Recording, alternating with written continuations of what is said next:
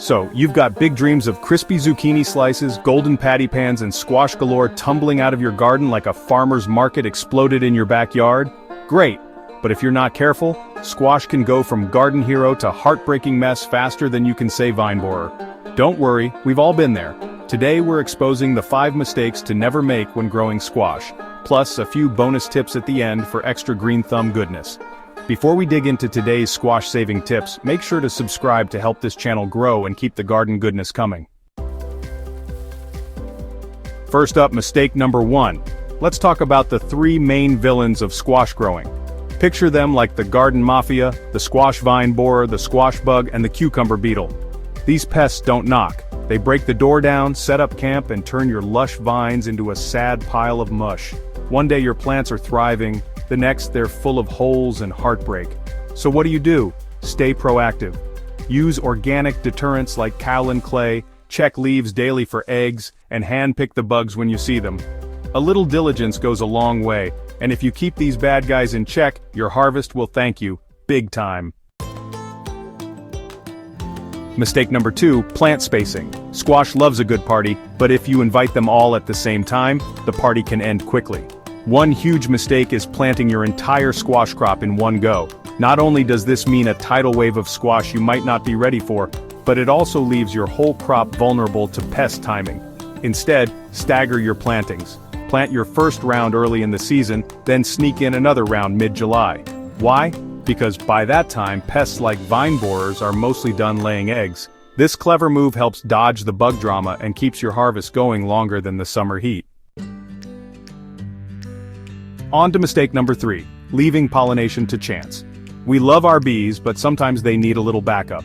If your baby squash are turning yellow and dropping off, it's likely poor pollination, not pests or disease. Luckily, squash flowers are super easy to hand pollinate. All you need is a Q-tip, a paintbrush, or just the male flower itself. Dab some pollen from the male, the one with the long skinny stem, then gently brush it into the center of the female flower. You'll recognize her by the tiny squash behind the petals. Think of it as matchmaking with vegetables. Better pollination equals more squash, and more squash means more delicious garden snacks. Mistake number 4, big isn't always better, especially when it comes to summer squash. Sure, it's tempting to let that one giant zucchini keep growing until it's the size of a baseball bat, but don't. Leaving squash to fully ripen on the vine tells the plant, "Great job, you're done," and it stops producing new fruit. For summer squash, the trick is to harvest early and often. The ideal time? Right after the blossom drops off. Not only does this keep the plant productive, but the younger squash are also tastier, sweeter, more tender, and absolutely perfect for grilling or spiralizing. This one's sneaky, mistake number 5, playing hide and seek with disease. You see one yellowing leaf and think, it's fine, the rest of the plant looks great.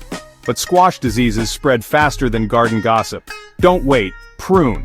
If you spot any damaged leaves, yellowed leaves, or mildew-covered leaves, cut them off as close to the stem as possible. This opens up airflow, increases sunlight, and stops disease from turning your vibrant vine into a petri dish.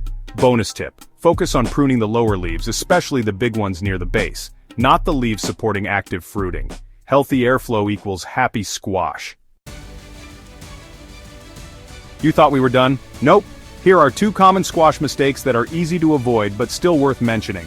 First, don't plant too early. Squash are sun worshippers. If it's still chilly, wait a week or 2. Cold soil stunts growth and invites disease.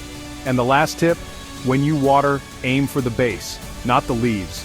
Wet foliage is practically begging for powdery mildew.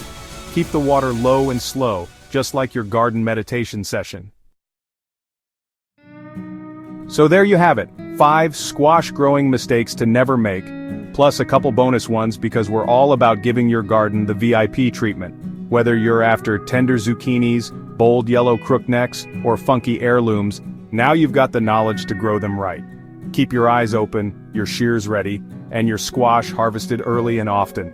Your plants, and your dinner plate, will thank you.